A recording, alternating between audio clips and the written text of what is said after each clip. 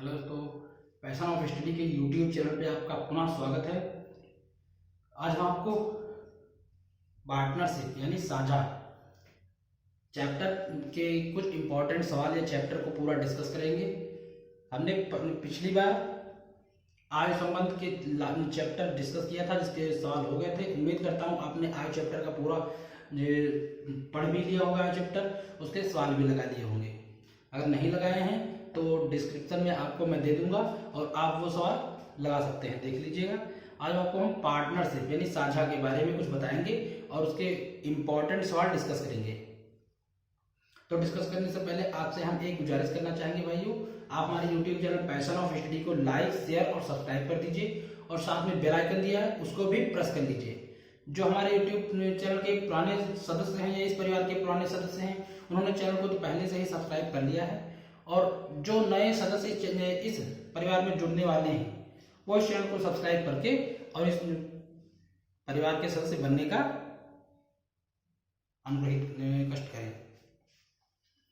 चलिए देखते हैं क्या सवाल है। इससे पहले आज सोमवार का दिन तो भोले बाबा का जयकारा लगाते हैं, ओम नमः शिवाय। देखिए फिर सवाल देखते हैं। राम, श्याम और मोहन ने क्रमशः 15,000 रुपए, 18,000 रुपए तथा 21,000 रुपए लगाकर एक धंधा शुरू किया। एक वर्ष के अंत में कुल रुपीस 90,000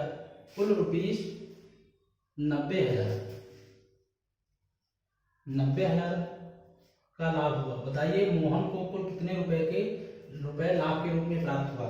ये साझा का सवाल है। साझा किसे कहते हैं? जब दो या दो से अधिक व्यक्ति मिलकर के किसी कार्य को करते हैं या अपनी बराबर बराबर की संपत्ति लगा करके या कम ज्यादा संपत्ति लगा करके कोई बिजनेस करते हैं तो उसे साझा कहते हैं। इसमें अगर व्यक्ति को दो व्यक्ति अगर कोई पूंजी लगाते हैं या फिर दो व्यक्ति अपना अपना धन लगाते हैं, कोई 40% लगाता है, कोई 50% लगाता है, कोई 60% लगाता है। तो अगर किसी ने 40 लगाया और एक ने 60 लगाया तो इसका लाभ जब प्राप्त होता है तो जो व्यक्ति 40% लगाता है उसको 40% भाग प्राप्त होता है और जो 60% भाग लगाता है उसको 60% भाग प्राप्त होता है। तो चलिए इसी के साथ अब हम आपको इस सवाल को बताने जा रहे हैं। ध्यान से देखिएगा। राम, श्याम और मोहन ने क्रमशः 15,000 रुपए, 18,000 रुपए तथा 21,000 रुपए लगाकर एक धंधा शुरू किया।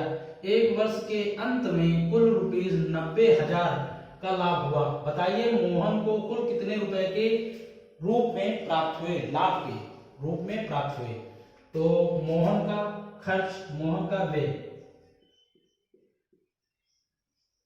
मोहन का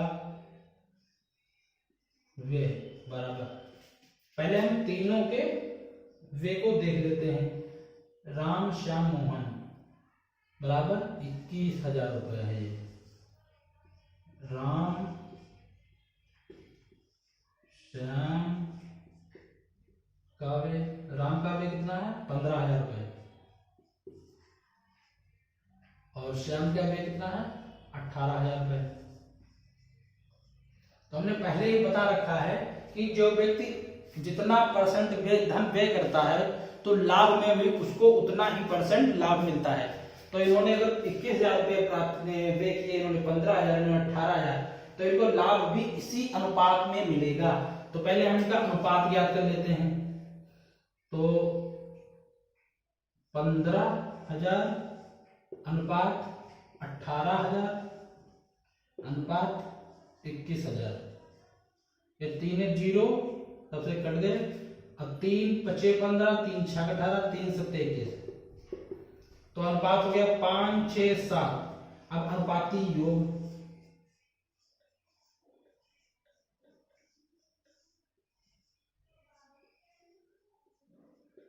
बराबर 5 + 6 + 7। अनुपाती योग 6 5 11 और 11 7 18 बराबर 18। ठीक है। अब लाभ देखते हैं। पूछ रहा है मोहन को कुल कितने रुपए लाभ के रूप में प्राप्त हुए। तो कुल लाभ है 90,000 रुपए का। कुल लाभ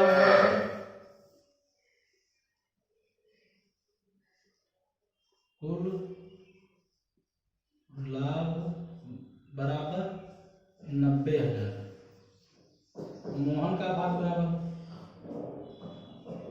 मोहन का भाग बराबर 90,000 गुणे मोहन का कितना है 7 बटे 18।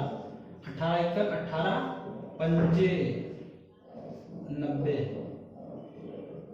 18 पंजे 90 1 2 3 तो 5 सत्ते 35 0 0 0। 18 से 90 को भाग कर दिया तो 18 पंजे 90 1 2 3 3 जीरो बचे 3 जीरो ऐसे उतार लिया।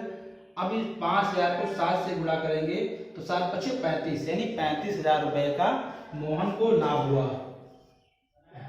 मोहन का लाभ बराबर 35,000 रुपए। ठीक है, आशा करता हूं आप समझ गए होंगे। अगर नहीं समझे हैं तो दोबारा दूसरा बताते हैं। दूसरा देखिए, अगला देखिए, रीता गीता और सीता ने क्रमशः 10,000 रुपए, 12,000 रुपए और 14,000 रुपए निवेश करके साझे में एक व्यापार शुरू किया। 2 वर्ष की अवधि में कुल 72,000 रुपए का लाभ हुआ। सीता को कुल कितने रुपए मिलेंगे? तो इसको ज्ञात करने के लिए फिर से हम जितना इनका निवेश है उसका अनुपात पहले निकाल लेते हैं। निवेश का अनुपात,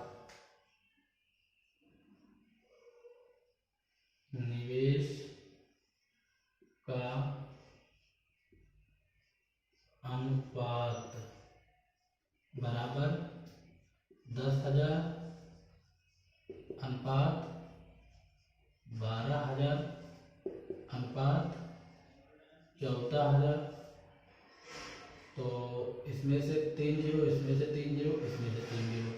ठीक, 2 पंजे 10, 2 छंग 12, 2 सत्ते 14, 5 6 7 इसका भी अनुपात हो गया।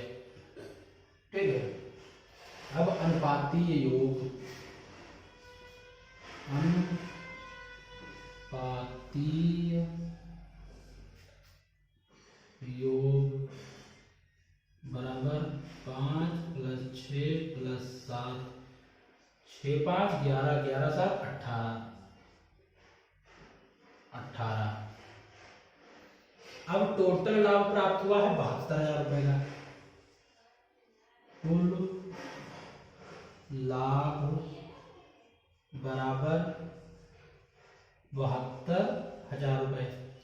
तो उसमें से अब सीता का लाभ कितना है? सीता का लाभ ज्ञात करने के लिए सीता का अनुपात कुल लाभ गुणे सीता का अनुपात बटे कुल अनुपाती योग बराबर 72,000 गुणे सीता का अनुपात कितना है? दूसरा 7वां बटे 18। 18 1 18, 18 2 36, 18 54, 18 चक्कू 72, 18 चक्कू 72 बराबर 28,000 रुपए।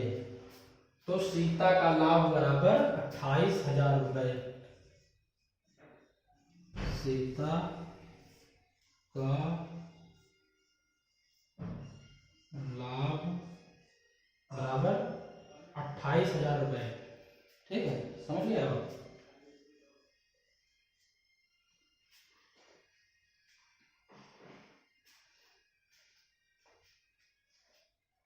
अब दूसरे टाइप के सवाल बताते हैं।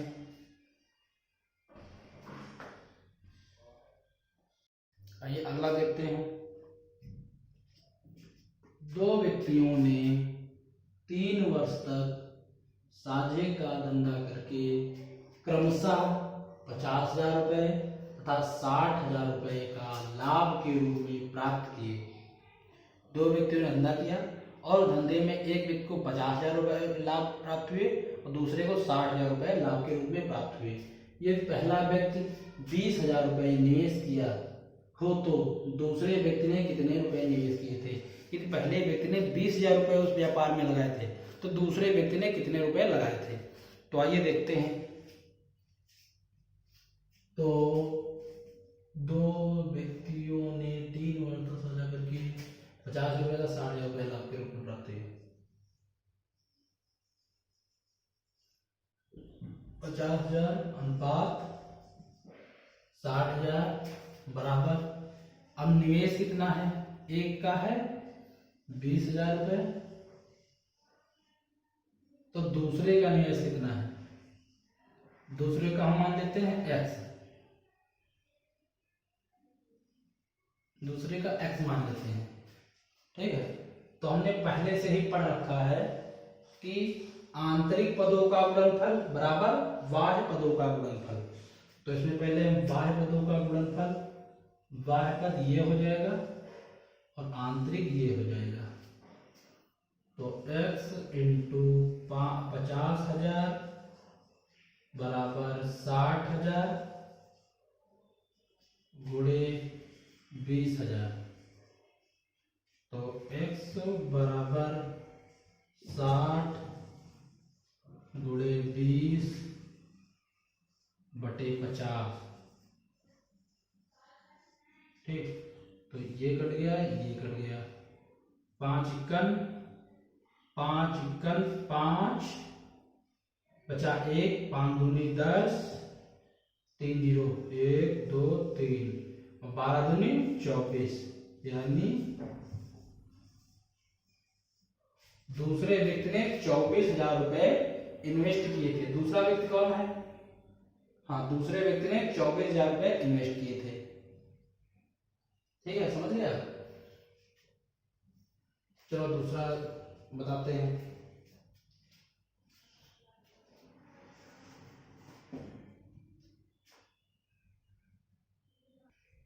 अगला देखते हैं। 3 साझेदार, अब तक 2 साझेदार वाले देखे हैं, अब ये 3 साझेदार वाला है। 3 साझेदार क्रमशः रुपए 60,000, 90,000 और x रुपए लगा करके 6 महीने का व्यापार करते हैं, ठीक। यदि अवधि के अंत में प्रत्येक को क्रमशः रुपए 30,000, 45,000 तथा 40,000 रुपए लाभ के रूप में प्राप्त होते हैं तो x का मान ज्ञात कीजिए। इसमें हमें x का मान ज्ञात करना है। तो x का मान ज्ञात करने के लिए हम क्या करेंगे? पहले 3 साझेदार हैं तो उनकी तीनों की लागत, तीनों की लागत का अनुपात बराबर तीनों का लाभ अनुपात बराबर, तीनों की लागत कितनी है? 60,000 अनुपात 90,000 अनुपात x। अब तीनों को लाभ कितने कितने का प्राप्त हुआ? 30,000, 45,000, 40,000। 30,000, 45,000, 40,000, तीनों का लाभ इतना इतना हो गया, ठीक है। तो अब इसको, इसमें हम लोगों ने पहले से ही पढ़ रखा है कि आंतरिक पदों का गुणनफल बराबर बाह्य पदों का गुणनफल।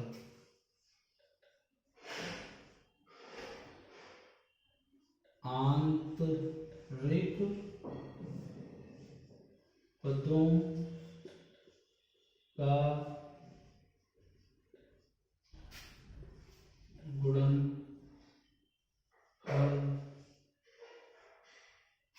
बराबर बाह्य पदों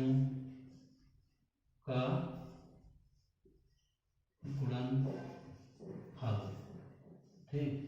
तो इसमें आंतरिक पद हमें ये और ये तो ज्ञात है, तो इसमें हम कुछ करने की जरूरत नहीं, ठीक है। अब हम लेना कितना, हमें इतना और इतना ले लेंगे तो x का मान आ जाएगा, ठीक है। तो 9,000 90,000 अनुपात x बराबर 30,000 अनुपात 45,000, ठीक है। अब आंतरिक पदों का गुणनफल यानी इसका गुणनफल बराबर y पदों का गुणनफल बराबर इसका गुणनफल, ठीक है। तो आंतरिक पद यानी x गुणे 30,000 बराबर 90,000 गुणे 45,000, ठीक है। इनकी आपस में गुणा कर देते हैं।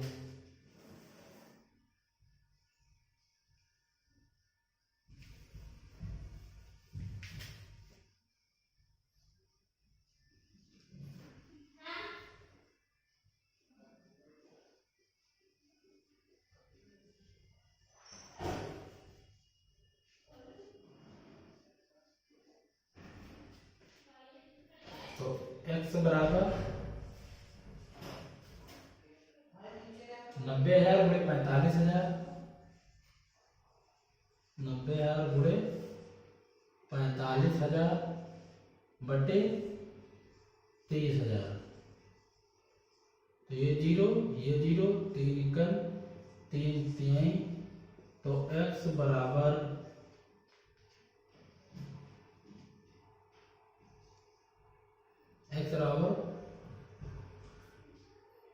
1 2 3 5 या 15 के 5 हासिल लगा 1 और 3 चौको 12 है 13, 1,35,000 रुपए x का मान हो गया 1,35,000, ठीक है। समझ लिया।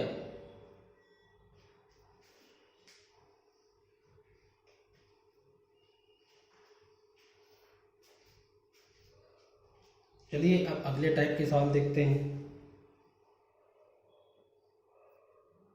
अगला देखिए, दो व्यक्तियों ने साझे में एक व्यापार इस प्रकार किया कि पहले व्यक्ति की पूंजी 3 वर्ष के लिए तथा दूसरे व्यक्ति की पूंजी 5 वर्ष के लिए निवेशित रही।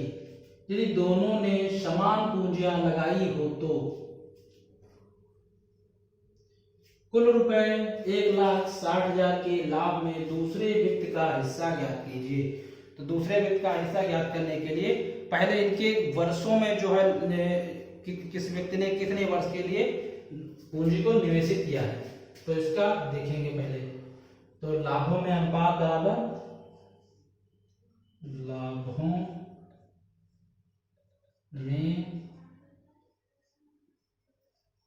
अनुपात बराबर समय, कितने समय के लिए जितने समय के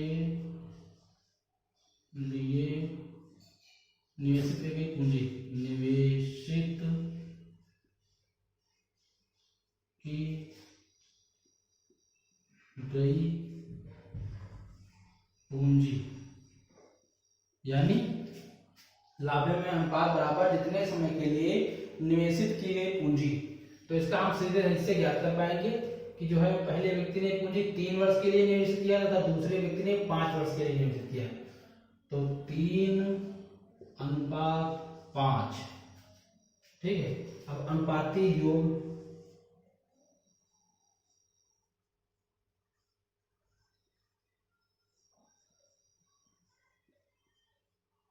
बराबर 3 + 5 बराबर 8, ठीक है। आपका क्या रहा है, तो दूसरे व्यक्ति का हिस्सा ज्ञात कीजिए, यानी इस 5 वर्ष वाले का हिस्सा हमें ज्ञात करना है। जिसने 5 वर्ष के लिए पूंजी निवेशित किया है उसका हिस्सा हमें 1,60,000 में से ज्ञात करना है।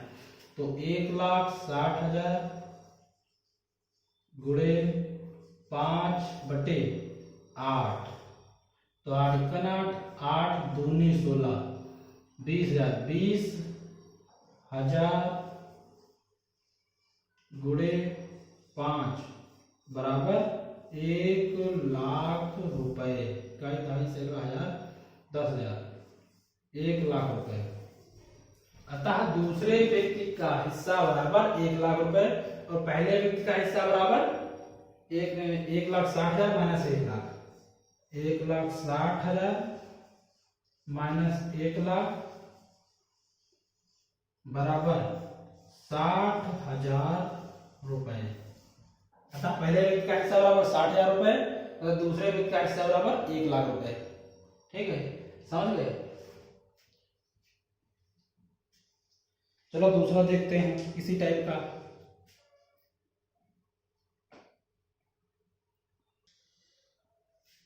अगला देखिए, राम और रहीम ने समान पूंजी लगाकर एक व्यापार किया जिसमें ए की पूंजी प्रारंभ में 8 महीने तक तथा बी की पूंजी बाद के 6 महीने तक लगी रही।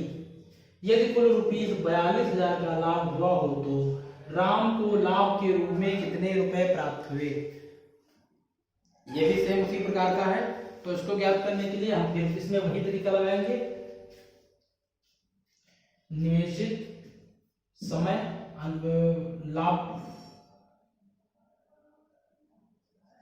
लाभ बराबर अनुपात निवेशित समय में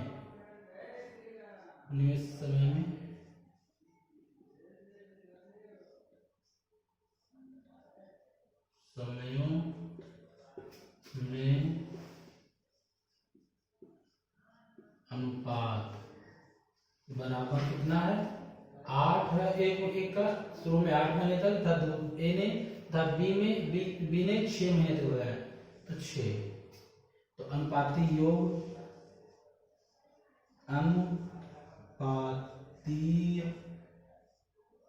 योग बराबर 8 6 14 या फिर 2 से इसको काट दें तो 4 और 2 से इसको काट दें 3। ठीक, तो 4 और 3 बराबर 7। ठीक, अब कुल 42,000 रुपए प्राप्त हुए हैं। तो 42,000 गुणे क्या कह रहा है तो राम को लाभ के रूप में कितने रुपए प्राप्त हुए। राम यानी 4/7,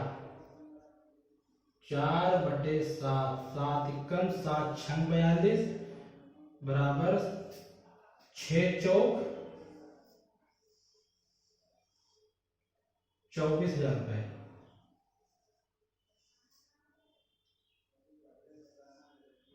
24,000 रुपए।